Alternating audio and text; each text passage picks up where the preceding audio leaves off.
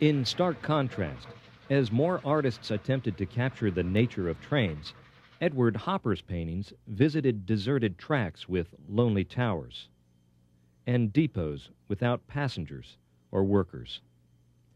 His still railroad cars with isolated passengers seem to say, yes, you can travel, but loneliness may be your only companion.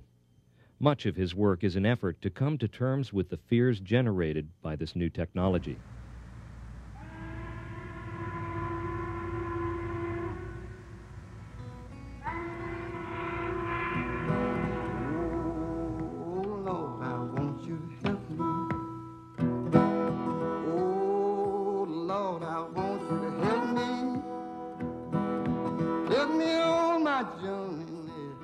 In many minds, though, the idea of the railroad has always meant escape and freedom.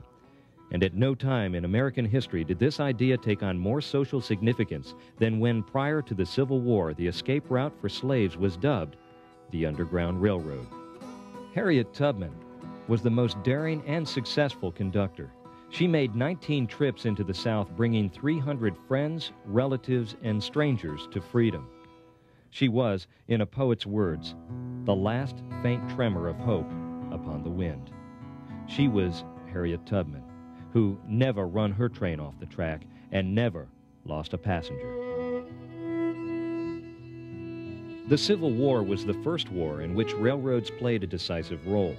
The railways were the supreme symbol of the gap between the North and the South. The South, the agricultural South, had developed very few railroads and very few connecting railroads. The North more or less developed standard gauge of 4 feet 8.5 inches, and the railroads were largely connected.